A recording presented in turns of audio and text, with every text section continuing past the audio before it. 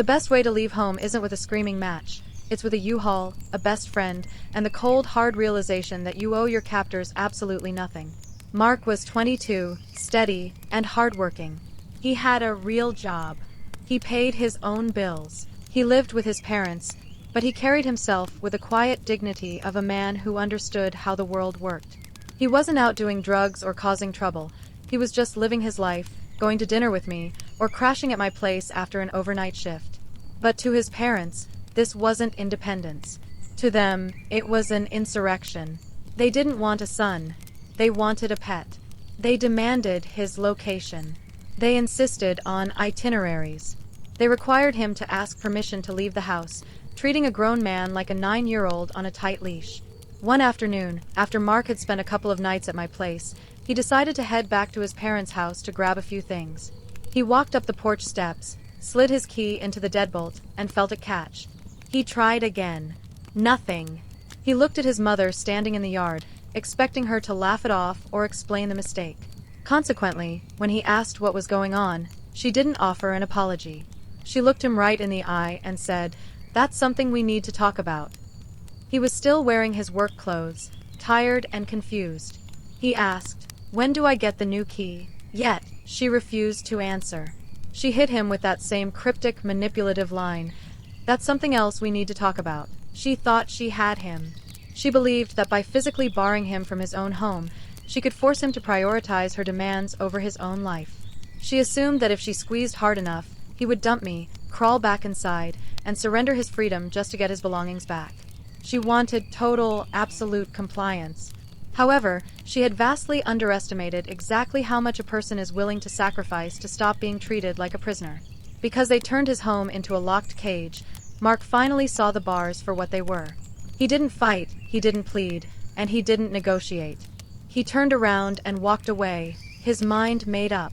2 days later, the talk they wanted never happened. Instead, Mark rolled up the driveway in a pickup truck with his best friend.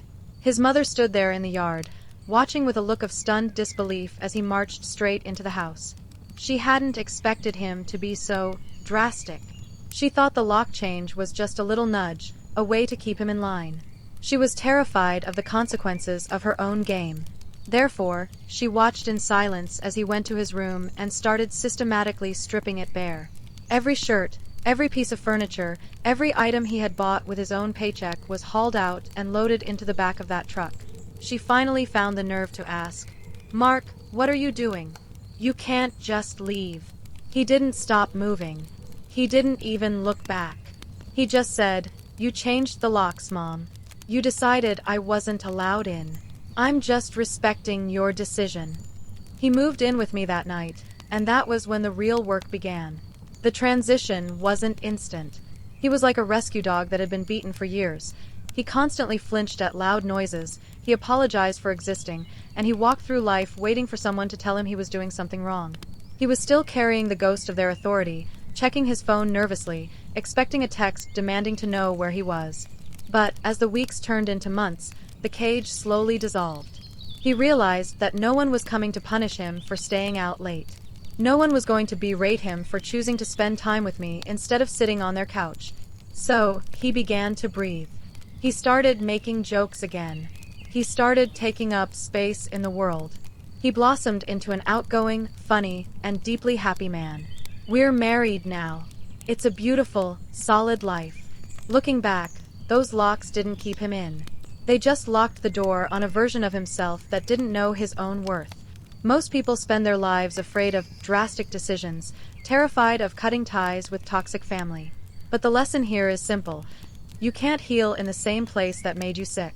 Sometimes, the most controlling people in your life are the ones who accidentally give you the push you need to finally walk away. When you realize that you aren't a child anymore, you stop waiting for a key that was never meant for you, and you start building a front door of your own. It's easy to judge Mark's parents and call them crazy, but honestly, it's a sad, desperate attempt to control something that was never theirs to own. The reality is, a lot of parents struggle to realize that their children are actually people, not extensions of their own egos.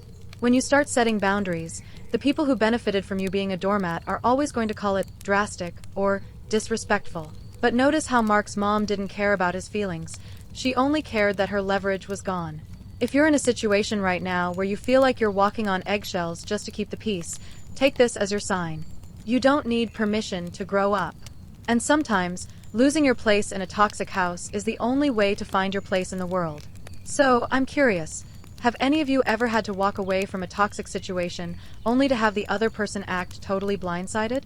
Drop your stories in the comments. I'm reading every single one.